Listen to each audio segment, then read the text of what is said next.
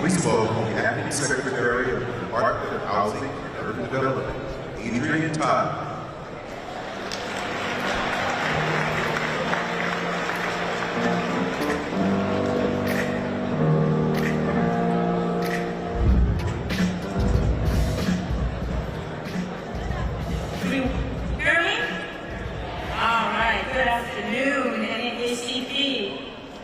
To be here with you this afternoon. You know, when I was a little girl, I used to love superhero movies. I loved watching Superman and Wonder Woman. They always made everything right at the end. I enjoyed seeing the good guys with the bad guys, right over wrong, light over darkness. But then I grew up and became a grown woman. And I realized that superheroes, real superheroes, don't wear capes and have invisible airplanes. Heroes are the people like NAACP who fought for our rights and access to schools, access to better housing, and access to jobs. That's the work of real heroes. And it's this formidable organization that made it so that a young girl, a young Adrian, who was the first in her immediate family to go to college, to have the opportunity to stand here before you right now. You did. So I want to thank you for helping my family and, quite frankly, generations of black families across the country who are better off because of your work. And I want to thank President Johnson for continuing to fight.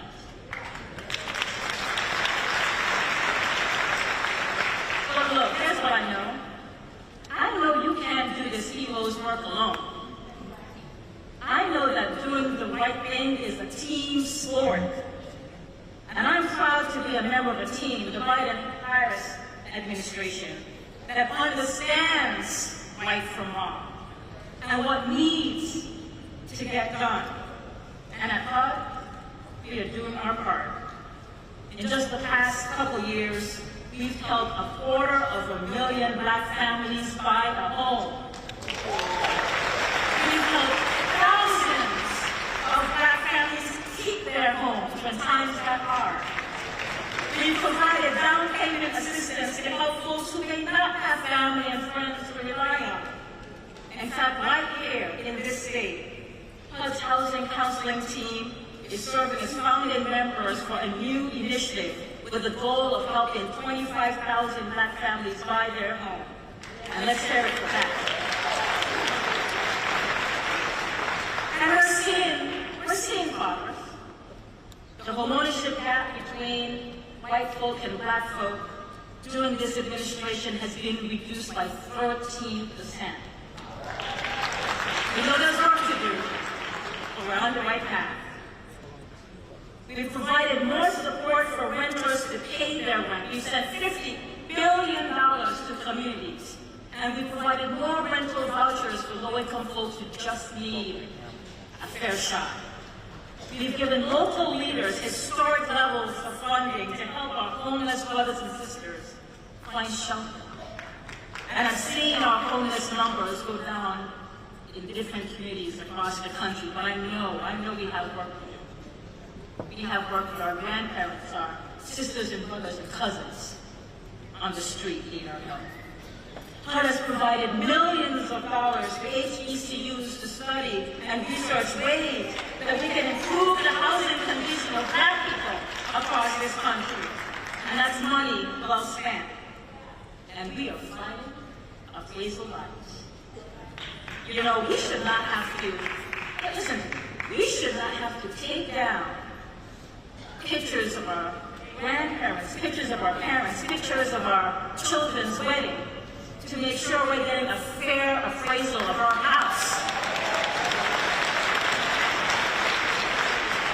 Take our books down to make sure that we're getting a fair appraisal on our house. And let me tell you something, when our president vice president heard that this was a thing, they turned to Marsha Fudge, a bad sister,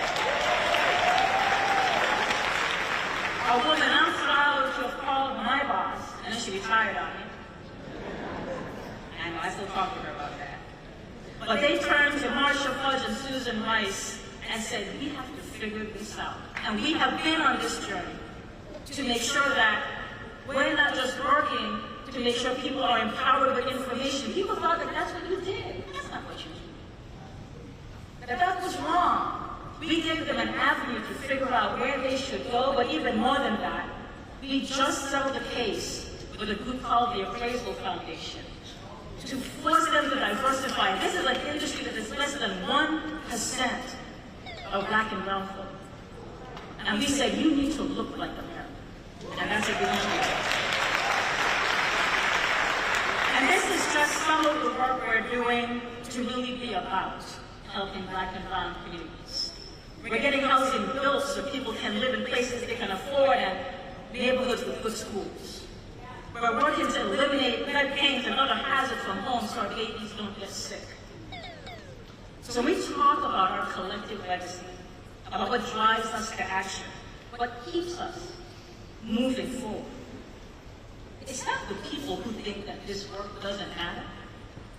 It's not the people who tell us that our communities are doomed. It's not the people who don't want us to build more housing for people who don't have a lot of money. It's not the people who think that this extreme heat that I know I'm feeling here, I'm sure you are too, that somehow this is in our imagination.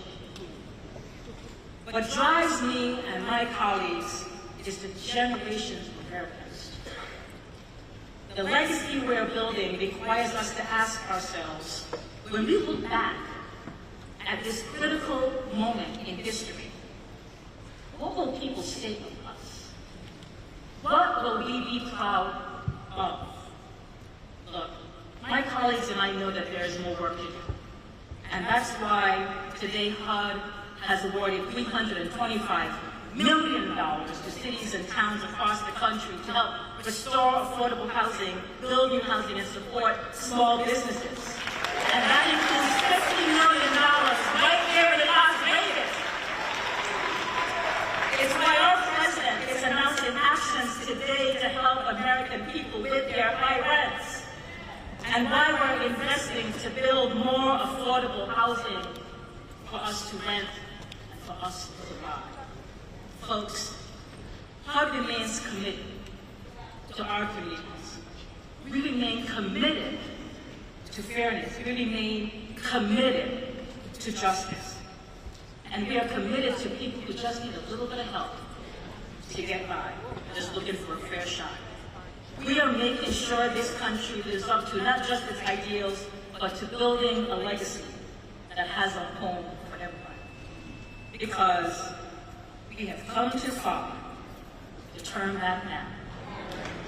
We need you to be all in, and I promise you, we are all in with you. Thank you, NAACP. Keep being the heroes that we are, and let's keep fighting together. Thank you.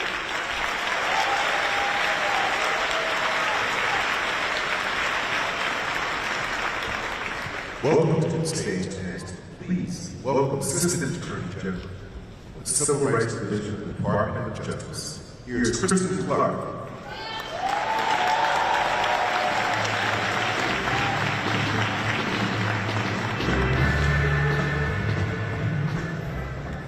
Good afternoon. It is a privilege to be here today at the 115th NAACP National Convention. This convention's theme, All In, reminds us of the members of our movement who risked their lives and their freedom to advance the cause of justice. Thurgood Marshall narrowly escaped lynching. Dr. King assassinated. John Lewis beaten within an inch of his life. Medgar Evers murdered. Countless others killed beaten and imprisoned. While I hope that none of us are ever asked to bear such risk, we should remember the sacrifices of those who came before us as we measure what all in means in today's fight for justice and what we must do to honor their legacy. And I want to turn to some of the work that we are doing right now to honor that legacy at the U.S. Department of Justice.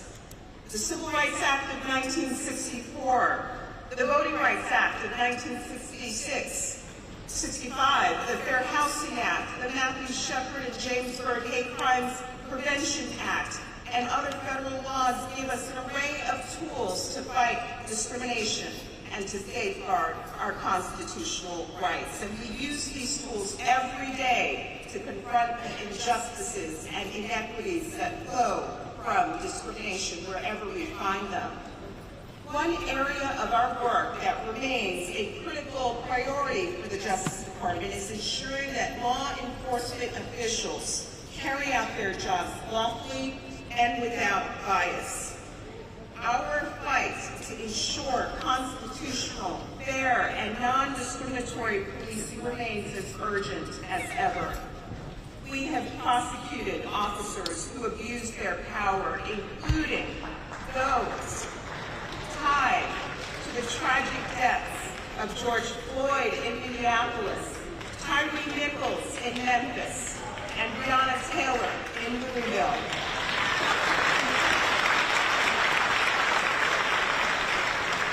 We have prosecuted 6 former officers who tortured and viciously abused 2 Black men in Rankin County, Mississippi. This group called themselves the Goon Squad, and they carried out one of the most heinous acts of brutality that we have seen in this century. The lead defendant was sentenced to 40 years in prison. We have investigated law enforcement agencies engaged in a pattern or practice of conduct that violates the Constitution, including in Minneapolis, Louisville, Memphis, New York City, Louisiana, and Lexington, Mississippi. Just last month, we announced our findings that the city of Phoenix and its police department have engaged in a pattern or practice of unlawful conduct, including discrimination against Black, Hispanic, and Native American people when enforcing the law, and using excessive force, including deadly force. Wherever we find violations, we invite leaders, community members, and other stakeholders like the NAACP to work with us to chart a path to reform. Another core mission of the Justice Department is protecting the right to vote. Sadly, we can't ignore voter suppression laws that are spreading like poison ivy across the country. Discriminatory and burdensome restrictions on access to the ballot are undermining the rights of Black voters and voters of color. But that's not stopping us. We have filed suits across the country, including over 30 statements of interest in cases, because we believe that every eligible American should be able to exercise their voice in our democracy. We're also working to confront the unfortunate rise in hate crimes that we're seeing. We have charged more than 120 defendants with hate crimes in over 110 cases since January of 2021. Those numbers include the 3 men who tragically killed Ahmaud Arbery simply because he was Black. Those numbers include the defendant responsible for the heinous murder of 10 Black people at the Top Supermarket in Buffalo, New York, and a defendant responsible for the tragic murder of a Black trans woman named Dime Doe in South Carolina. We do this work because racially motivated, white supremacist, anti-LGBTQI+, xenophobic, Islamophobic, anti-Semitic acts of hatred and violence have no place in our democracy today.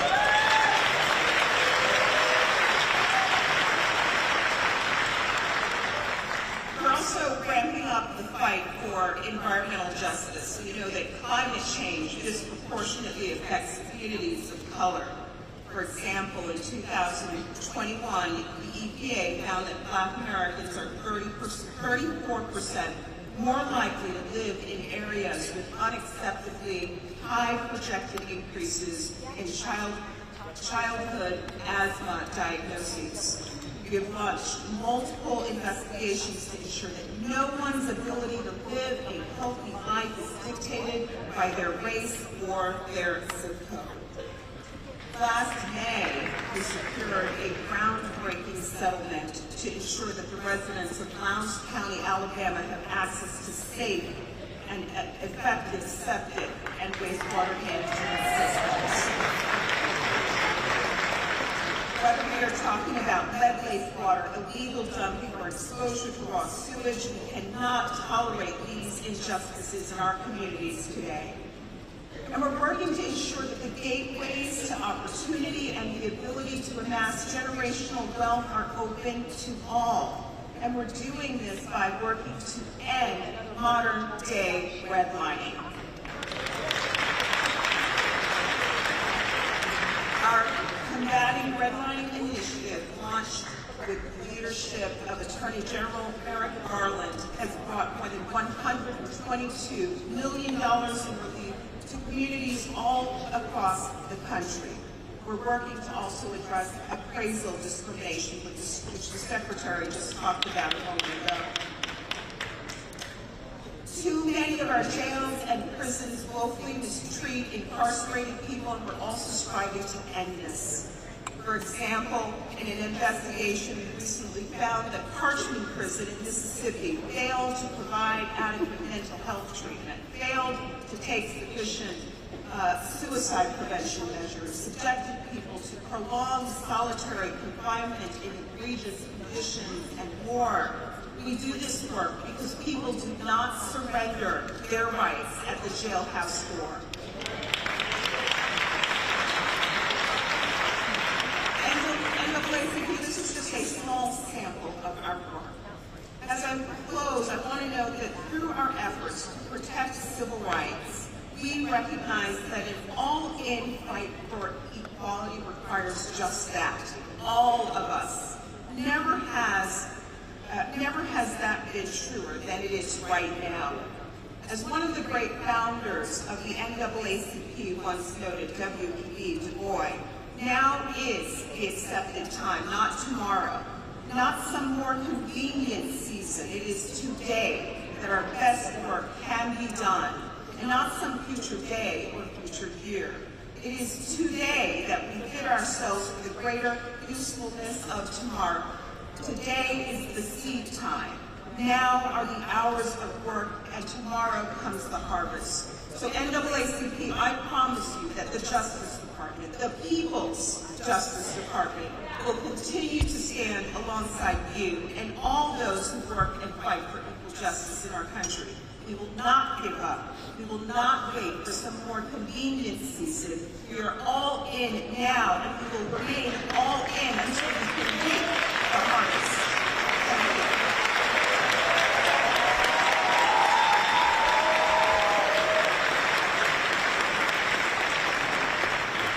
Next is Senior Advisor to the President of the United States. Please welcome Stephen Benjamin.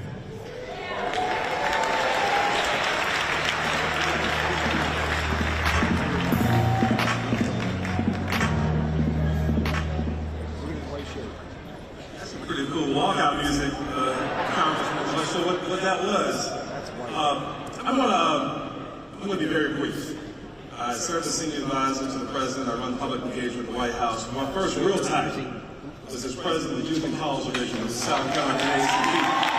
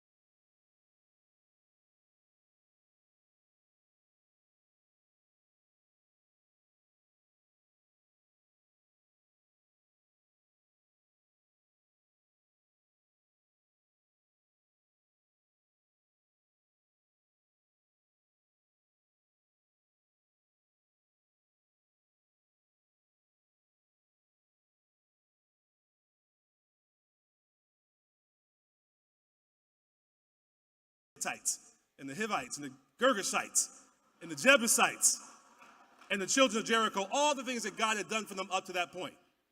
And he said, I've given you a land for which you did not toil.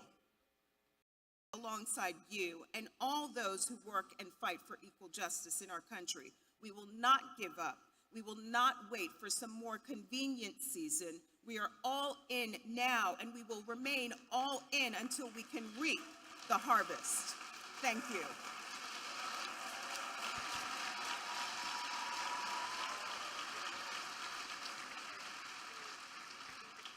Next is a senior advisor to the President of the United States. Please welcome Stephen Benjamin.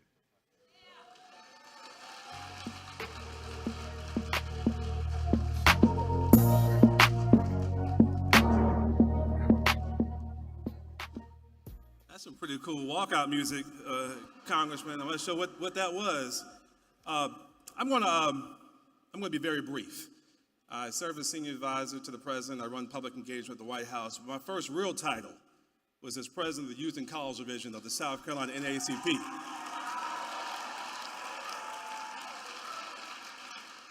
As my parents, my Congressman Jim Carver and others will tell you that titles don't make leaders. Leaders are servants.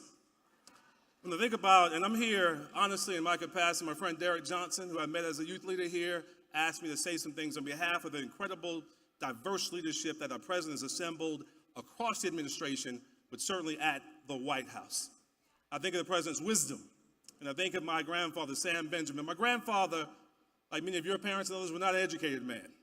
He wasn't a man of letters. He didn't go to college, get the degrees that we all have, but he was a Christian man. And he would often teach me and my brothers the lessons that we needed to know to survive in life. He often goes to the book of Joshua, chapter 24. He talked about how Joshua renewed the covenant at Shechem, how he assembled all the leaders, the elders, and the judges. He began to recount for them all the things that God had done for them up to that point. How he sent Moses and Aaron to deliver them from Egypt.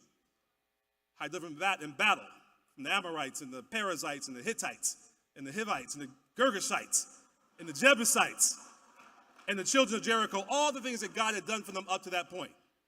And he said, I've given you a land for which you did not toil, in cities you did not build, yet you live in them and eat from olive groves and vineyards that you did not plant. I've given you a land for which you did not toil, in cities you did not build, yet you live in them. That was my daddy's long way of saying, now, boy, no matter how smart you think you are, no matter how talented you might think you are, no matter how you may think that life has been served up for you in the silver platter, you didn't get here on your own. You didn't get here on your own. There's a price that you must pay for the opportunities you've been given in life. He made sure I knew about the people who marched for me and didn't know me. The people who cried for me, had no idea I'd ever exist. The people who kicked down the doors of the University of South Carolina in 1963 had no idea that Maggie and Sam's nappy-headed little boy would want to go there someday. People that died for me and didn't even know my name. So I'm here on behalf of all of us at the White House to say thank you, NAACP.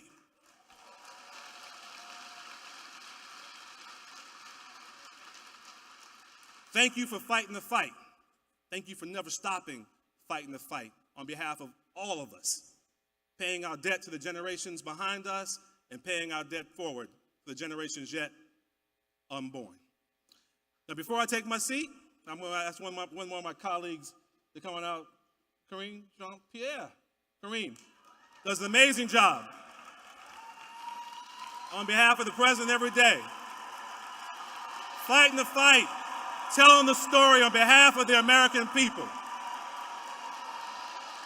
Wherever you are across the globe and you want to hear what's happening in the United States of America, if it's not our president or our vice president telling the story, it's Kareem Jean-Pierre. She's not going to say anything today. We're in a different mode, but I just want to make sure you see her up close and personal, fighting the fight. Thank you. God bless you.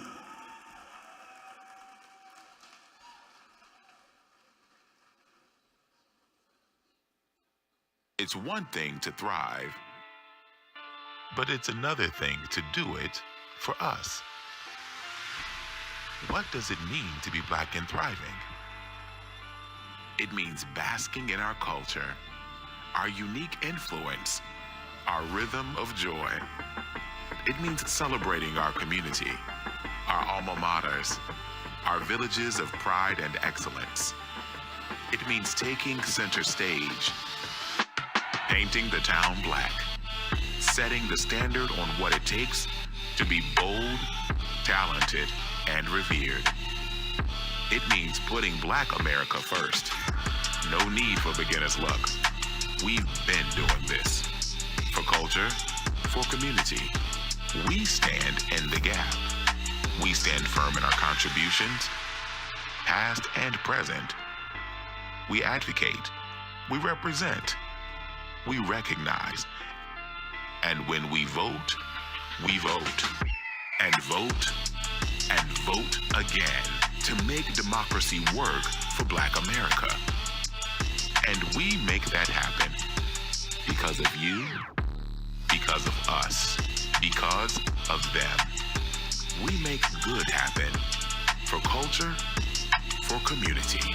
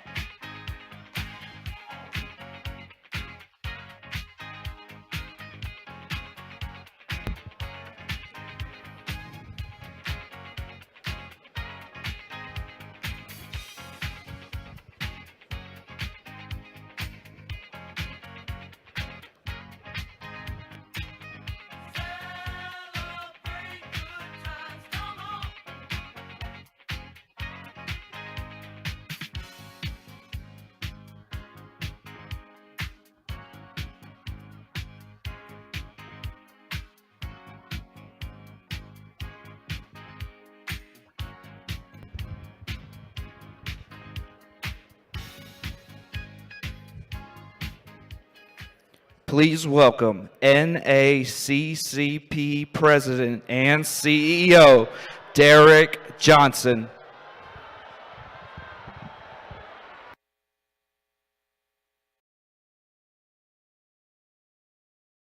They not like us. They not like us. They not like us. Good afternoon.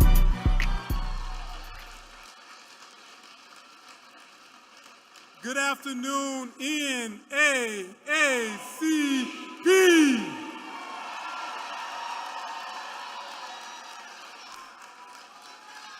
It is a great day to share space with faces we know and those who we hope to know better.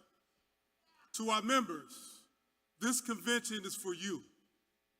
From Arkansas to Alaska, the NAACP runs on people power. because Black Americans know that our community is what carries us forward. To our friends at the National Bar Association, thank you for your decades of partnership and advocacy on behalf of the Black community in courthouses throughout the country. And to the members of the CBC, the conscience of the Congress. Your leadership, your voice, your advocacy, your understanding of how public policy must improve the quality of life for African Americans, let me correct that, for Americans across the country has propelled this nation forward in perfecting democracy. 4 years ago, the world was forced to bear witness to a reality that may have been new to them, but was all too familiar to us. The death of George Floyd was a tragedy that is all too familiar to the countless others that have ripped apart Black families, communities across the country. George Floyd was not the first. And if we don't get police reform, it will not be the last. I'm sad to say. While the world reckoned with the reality of racism because many of them woke up one day and realized racism actually existed, although it often manifested itself in the form of unspeakable violence against Black people, whether it was Emmett Till or the church bombing of the 4 little girls in Birmingham or in countless other stories. This time, some said they were prepared to change course. Some made empty promises, but the NAACP and legal advocates like Ben Crump, we took action. In 2020, our community worked together to empower one another, reminding each other that we have the ability to determine our destiny. The Black vote made a difference in 2020. And determined our destiny, we did, casting deciding ballots in the national, local, and state elections 4 years later. And there is much that has been accomplished by and for our community. But the history of this nation has taught us that not everyone shares the same investment in a progressive vision. For some, the notion of progress is seen as a threat to the imbalance of power that has allowed them to prosper while others are left in peril. The rejection of collective advancement and achievement has created division, pitting community against community, breeding extremist ideologies that leaves no room for compromise or conversation. After the abolishment of slavery, it was Jim Crow. After the Civil Rights Act, it was the war on drugs. After the election of the first Black president, it was Make America Great Again.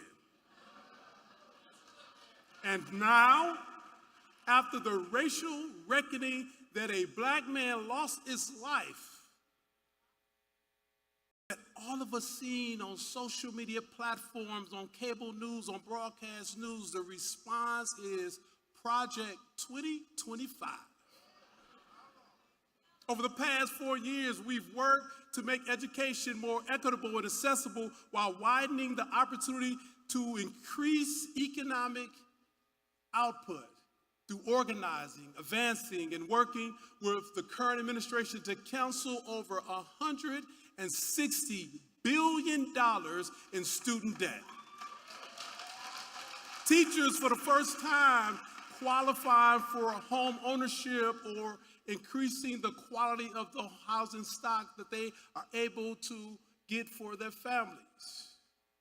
However, Project 2025 not only seeks to revert that progress, but to dismantle the Department of Education that provides a pathway to opportunity for all Americans. But the planned assault on education does not stop there. Project 2025 seeks to return back the rights to states. For those of us who live in the South, we know when the dog whistle of state rights, what it truly means. And they're seeking through this states' rights approach to gut Title I, which would lead to the divestment of our public schools, hitting our community hardest. What would this nation be without a public education system for all children, providing quality education? And to those who have yet to see book bans in their states, Project 2025 plans to enact those bans nationwide. This is not a fictional concept. This is a 900-page manifesto that seeks to undermine progress, promote violence, inflict harm on our community. But they must know that in NAACP, we will be here for that fight. This election is not about candidate A versus candidate B or political party A or political party B. We are nonpartisan, but we are political as hell. And we know that this is a fight we must take on. So when people try to give you these false narratives or distract you, let's stay focused not on the people, but the policy priorities they represent, and vote for those who align themselves with what's in the best interest of our communities. And I can assure you, if you do that, it's in the best interest of America. The Black community has saved democracy many times before, and we're being called on to save democracy once again. They must know that we are all in on making college more affordable for all. They should know that we are all in on fighting for a reality where Black history is recognized because it is American history. I guess they don't know the history of the NAACP after being in this fight for 115 years. We will not turn back. We will continue the fight, and we will win this battle. We are battle tested, and we're not backing down. They need to know that we're all in on making equity a reality for all Americans. But we must recognize that this requires work on our end. While they may not be like us, we have to make them think like us. We have to band together the way they do. We must come together. We don't have a time for us versus us public fight. We only have time for a us for us saving of this democracy. To get the access we need in order to get the equity we deserve. Equal protection of the law isn't a concept, it's a guarantee that we must keep intact in our Constitution. Now, we've experienced that what we feel like to have we have experienced what it feels like to have the door shut in our face, or our voices stifled by divisive noise. We know that change is possible when doors are open, and how our culture shines through those doors when individuals like Steve Benjamin sits in the seat he's sitting, or Michael Regan sits in the seat that he's sitting, or Karine sits in the seat that she's sitting, because we will operate in excellence to ensure that this concept of democracy is protected it grows, and it's inclusive. We're not asking for perfection. We're asking for platforms that empower, not imprison.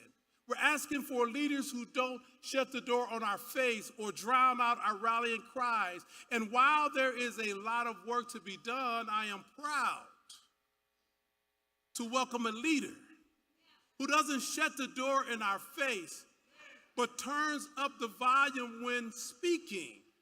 A leader who may not always get it right, but is all in on getting it done.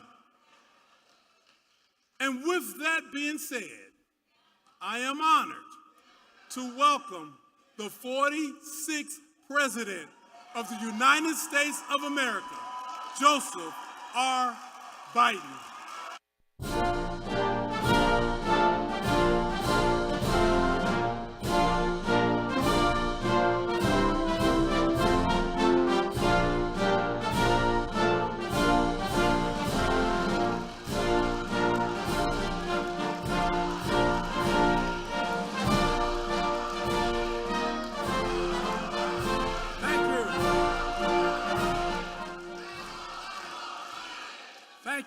Thank you.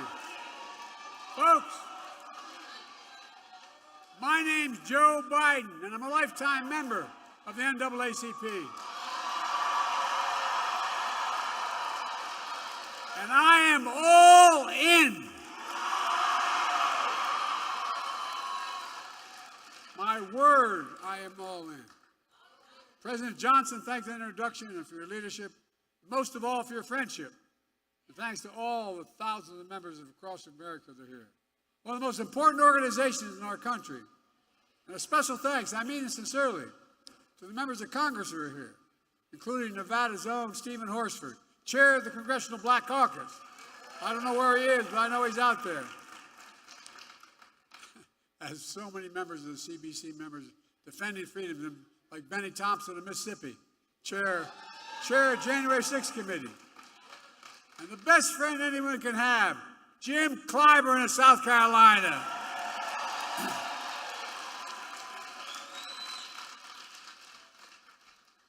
In case you didn't notice, Jim turned it around for me in 2020. Look, in June of 1947, Harry Truman became the first president to speak at this convention. And he was remembered for a lot of things. With the help of the NAACP, he desegregated the military. He laid the groundwork for the civil rights agenda. And he built upon President Kennedy by that. President Johnson, who signed the Civil Rights Act of '64, 60 years ago. Harry Truman was president, who was often counted out, but is also known for something else. The story goes, Truman said, if you want a friend in Washington, get a dog. Well, guess what? After the last couple of weeks, I know what he means. But that's why it's so good to have real friends. I'm not being solicitous. I have real friends. So many of you had my back, and I think I've had yours as well. And I will never forget it. Got a couple Delaware folks here still. And one of my best friends, when I was a lifeguard in the projects, his nickname is Mouse. Mousy, there you are, pal. End up running longshoreman, loyal as hell. I'm truly honored to be here, to meet at this tense moment in this country, and it is a tense moment. Just a few days after the assassination attempt on Donald Trump, we're grateful he was not seriously injured. We continue to pray for him and his family. It's time for an important conversation in this country. Our politics has gotten too heated. I've said the Oval Office on Sunday night, as I made clear throughout my presidency, we all have a responsibility to lower the temperature and condemn violence in any form. You've got to remember, in America, we're not enemies, we're friends, we're neighbors, we're fellow Americans. Most importantly, must fully and firmly reject not only political violence, but violence of any kind, period, no exceptions. We have to say with one voice that violence is not the answer. That's what we should rally around as a nation. That's the unity I'm talking about. Few organizations know that better than the NAACP.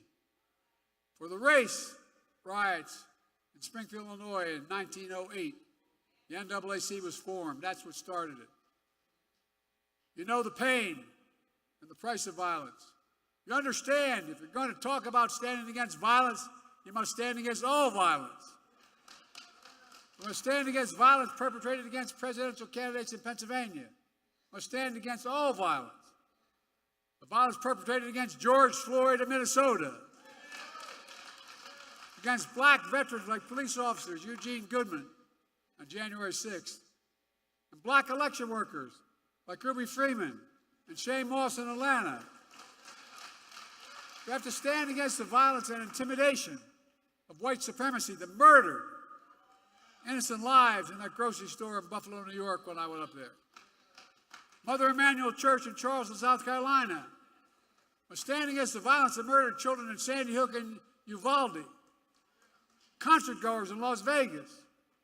Innocents on the street all across America that never make the news. There's Uvalde every day in the communities across the country. If you're going to be outspoken on one, don't be silent on others.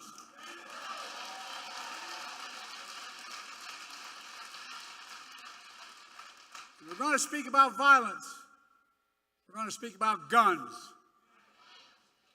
More children in America die of a gunshot wound than any other reason. That's stunning and that is sick.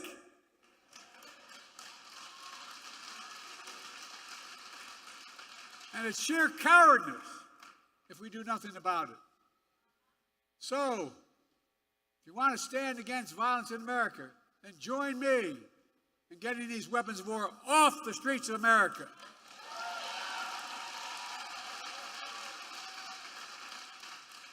An AR-15 was used in the shooting of Donald Trump, just as it was an assault weapon that killed so many others, including children. It's time to outlaw them. I did it once and I will do it again.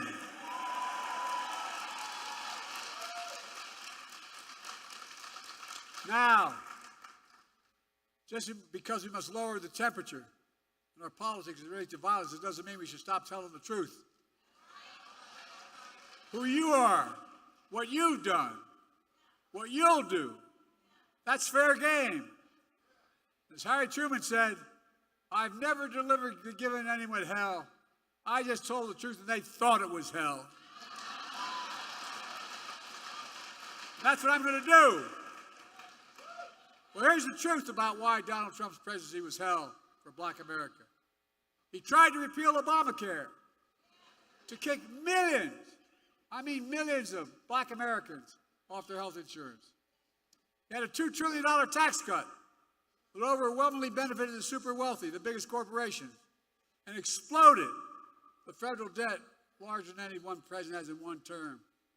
He left no room for us to do what we should be doing. Invest in things that affect people's lives, like child care, elder care, and so much more, that grow the economy and help people. His mismanagement of the pandemic was especially devastating to black communities. Oh, I know, because in other countries, other communities of color. That economic crisis drove up black unemployment, decimated small black businesses, and you peacefully protested George Floyd's murder. Donald Trump called for the National Guard to go after you. What in the hell's the matter with this man? No, I'm serious. Go figure. From a guy who spread the birthism lie against Barack Obama, saying he wasn't born in America and he wasn't a U.S. citizen. Of course, here's what he thinks of black jobs. I love his phrase, black jobs. It tells a lot about the man and about his character. Folks, I know what a black job is. It's the Vice President of the United States.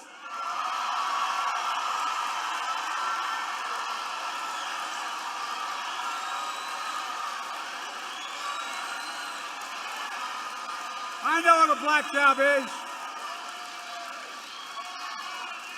The first black president in American history, Barack Obama.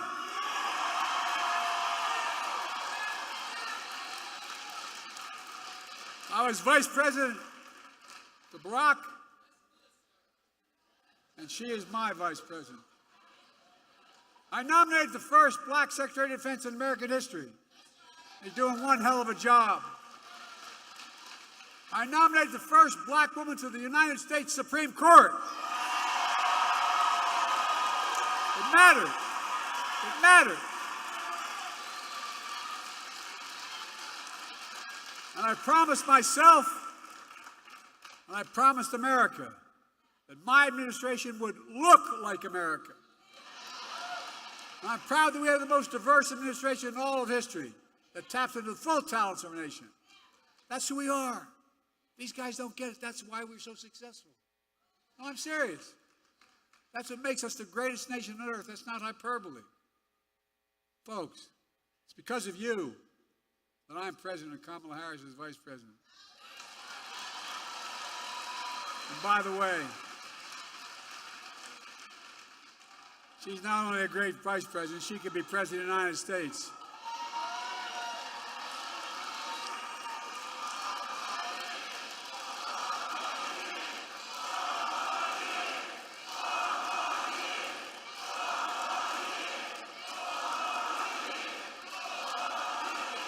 Thank you. With the help of the NAACP, the black elected members in the Congress, we've gotten so much done. Seriously. Presidential historian said we've gotten more done of consequence than any president since Franklin Roosevelt. Just think about where the black community was when I came into office. Think about how far the black community has come. But we still got a long way to go. COVID no longer controls our lives. Our economy is not figuratively, literally, the strongest economy in the world. Historic low black unemployment. Record growth in black small businesses. Let me say this again, because Trump is lying like hell about it. The black unemployment hit a record low under Biden-Harris administration. The first bill I passed, we put $1,400 checks plus $300 checks per child, per family, per month in the pockets of people in this country to get them through the pandemic. Not Trump's administration. Kamala and I did that. We put more money in the pockets of than anyone. We cut black, and as a consequence, we cut black child poverty in half. And when we're finally getting through to people, my economic policy grows the economy when we spend money. Grows it. We grew the American economy to the strongest in the world. And I'm determined to make that tax cut permanent.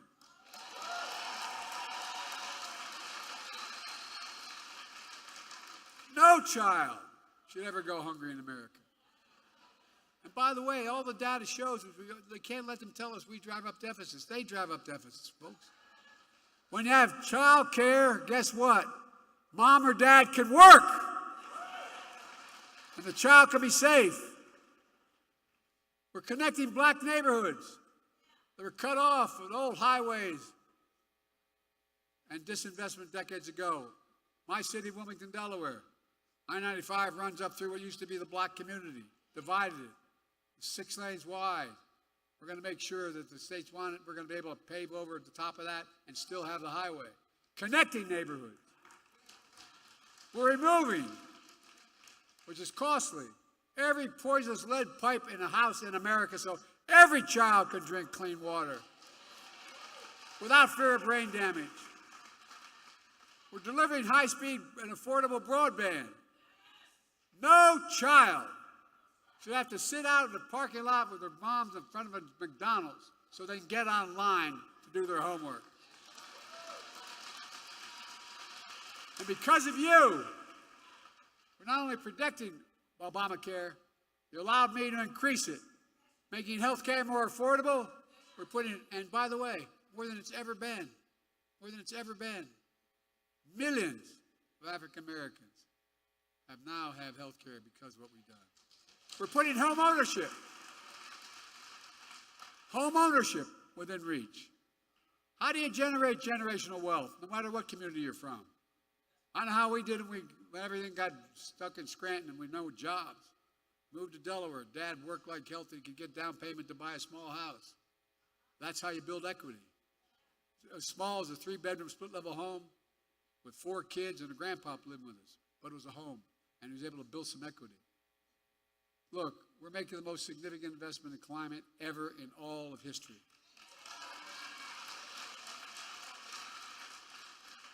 Including most significant action on environmental justice ever. Look, folks, think about this. My state of Delaware, if you know, not many don't know my state. My state of Delaware has a Delaware River runs up along, it's jagged. But at the top of the state, there's a half moon. And it goes up along more oil refineries on the other side of that half moon in Marcus Hook areas than anywhere in the country, including Houston. And guess what? The wind blows southeast. We had the highest cancer rate for the longest time. But you know who's affected? Fence line communities. You know who the fence line communities are? Black communities. And I promised, as we make this legislation work, we're going to take care of those communities first. First. I mean it. Same way in Louisiana, same way in other places. Look, we've received student debt for more than 4 million borrowers. A significant amount are black borrowers. I don't know how many have called me, say, Mr. President, or God, I've gotten phone numbers, I've called them back. Mr. President, thank you. I couldn't get married. My debt was so large. I couldn't have children. I couldn't think of, no, I'm serious, you know it. I couldn't buy a home. But what you did, you freed me of my debt, and you gave me $10,000 for a down payment in a home.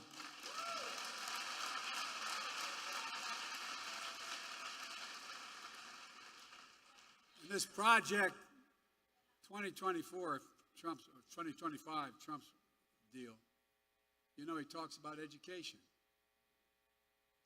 HBCUs are as good as any other university. Guess what the problem is? No, I'm serious. Not a joke. And Kamala and I have a constant fight. She says Howard's the best. I said Delaware State's the best. But that's where I got my start. But my point is this. They don't have the endowment. So what are the jobs of the future? The high-tech jobs of the future. You're going to pay a lot of money. They don't have the money for the laboratories. They don't have the money for all that material. So that's why I've invested a record $16 billion in HBCU. There's no HBCU student is any less qualified than any student anywhere else.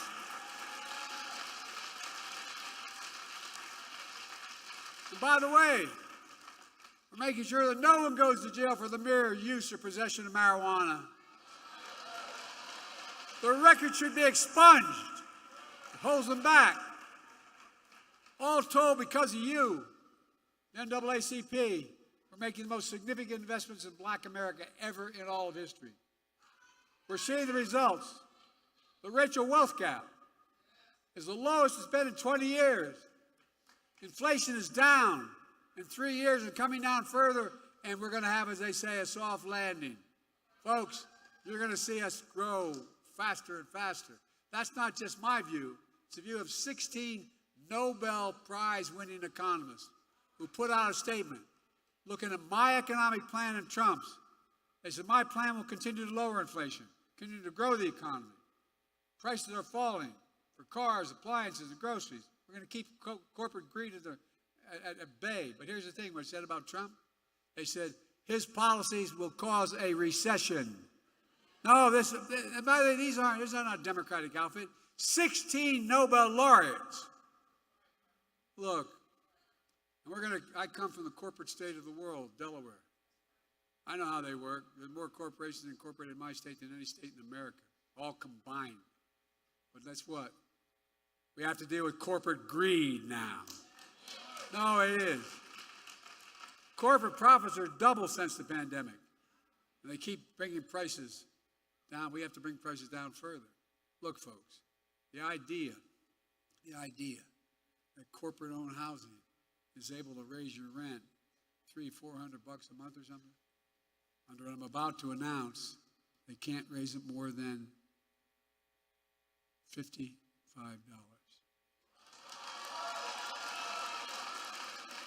That debate is taking place. The bottom line is we're just getting started. Well, no, it's not enough to talk about the past. We need a vision for the future. Here's my plan for the first 100 days of the second term.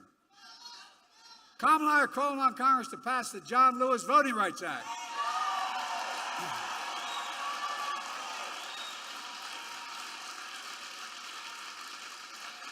I did all that I was constantly able to do with executive authority, but we need the act. And we need to pass the Freedom to Vote Act. And I'll sign them both into law immediately. And guess what? Come hell or high water, we're going to restore Roe v. Wade as the law of the land.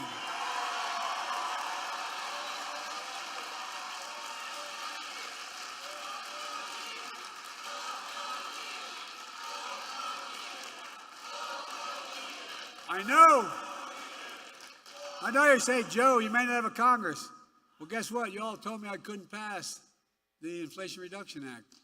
You all told me I couldn't face it. Anyway, we did it with your help. Republicans blocked police reform in Congress. So I signed a historic executive order on police reform. I'm going to come back and we'll sign George Floyd and Policing Act into law, come hell or high water. Not only going to stop MAGA Republicans, going to stop them in their program on 2025. We're going to stop them from cutting Social Security and Medicare. I'm going to expand Social Security and Medicare by making the very wealthy begin to pay their fair share. We're going to bring rents down, as I said. We're going to build 2 million affordable homes and cap rent increases of 5% a year so corporate landlords can't gouge. Anyway, I don't want to get going. I'm going to get very upset. But they're just gouging Americans. And we're going to keep relieving student debt. And we're going to end medical debt.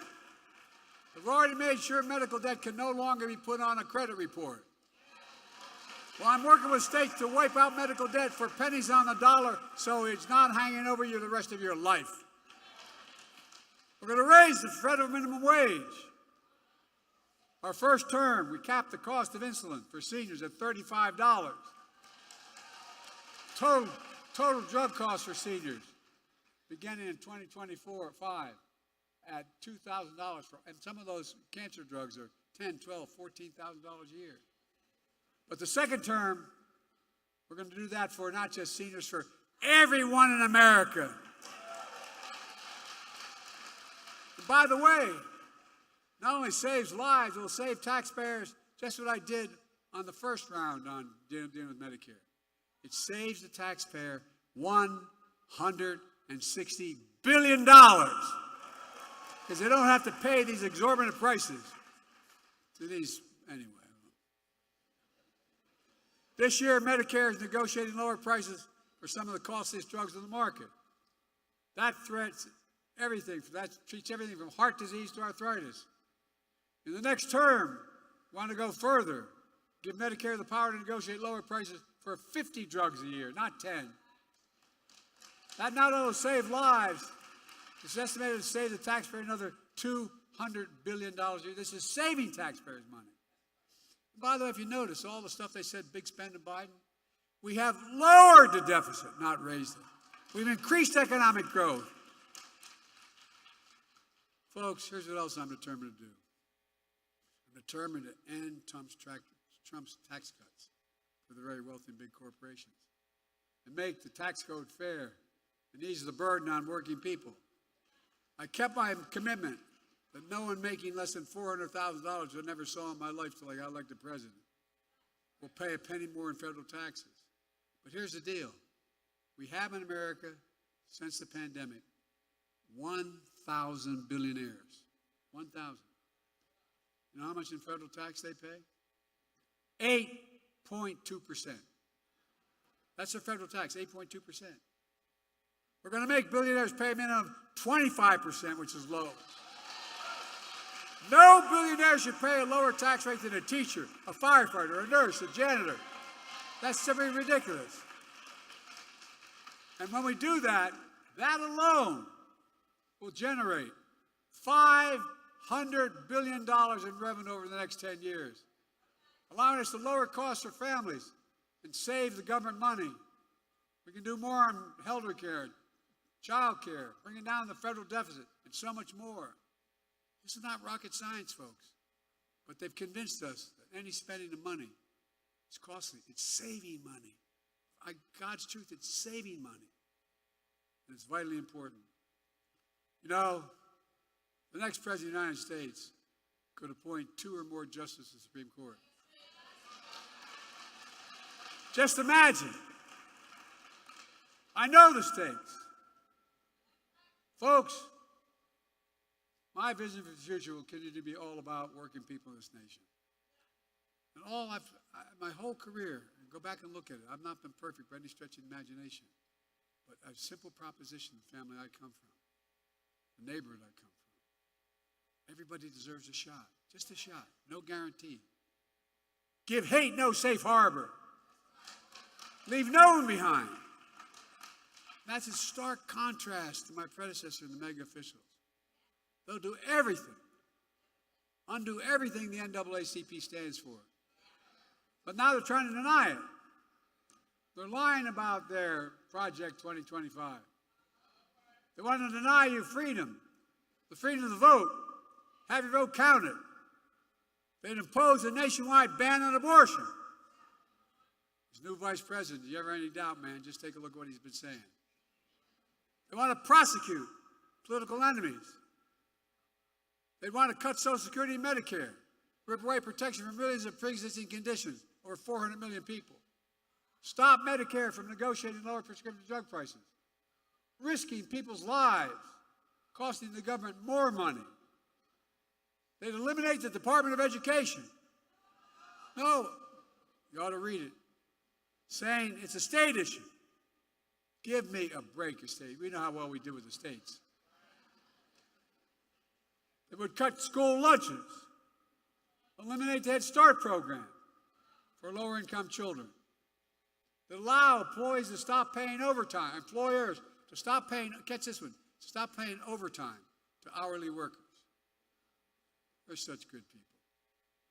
But give the very wealthy and big corporations a new tax cut. They've already eviscerated affirmative action. They'd also decimate diversity, equity, and inclusion all across American life. They're already trying to do it by banning books. They're trying to erase black history.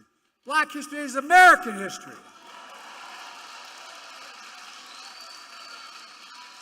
Folks, I'm not being dramatic here. We cannot let that happen. That's why it's so important to me. It was so important to me to make Juneteenth a federal holiday. They can't erase it.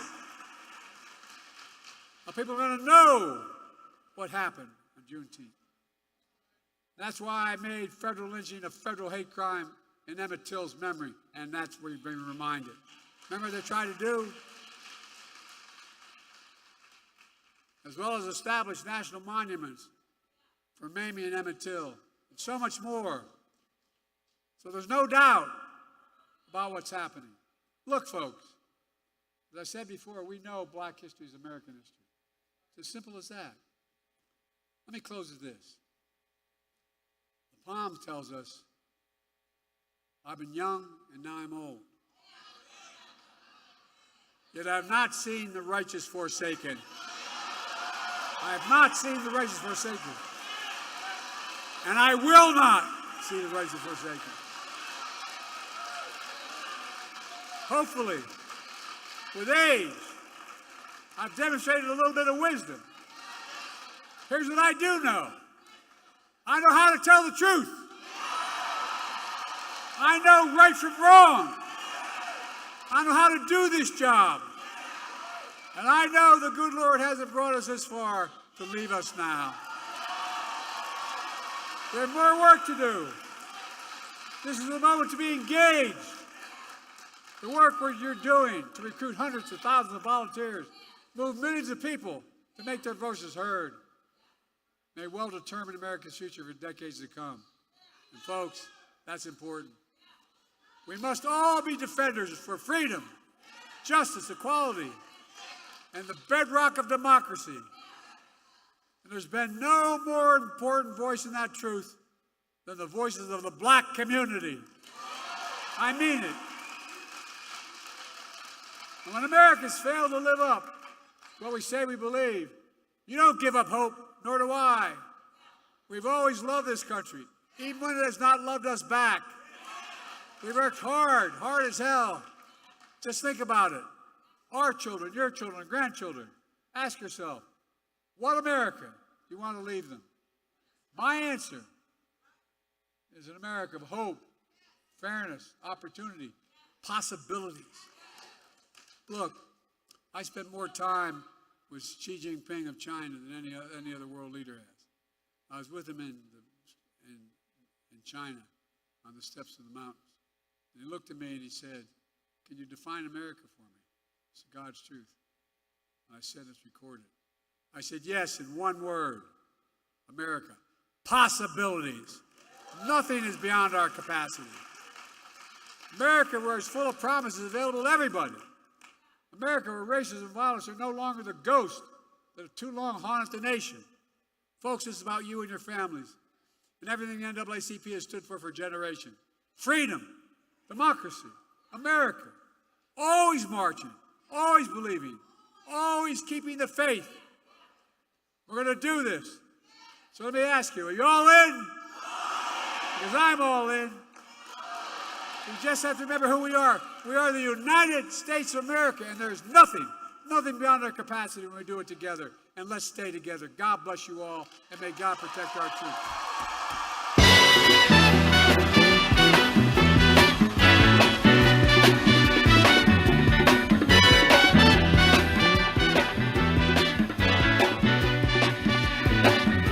Hush now, child, and don't cry.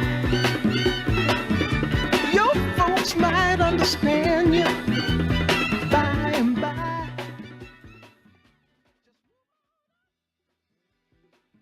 Toward your destination, though you may find from time to time. Attention all attendees. Attention all attendees.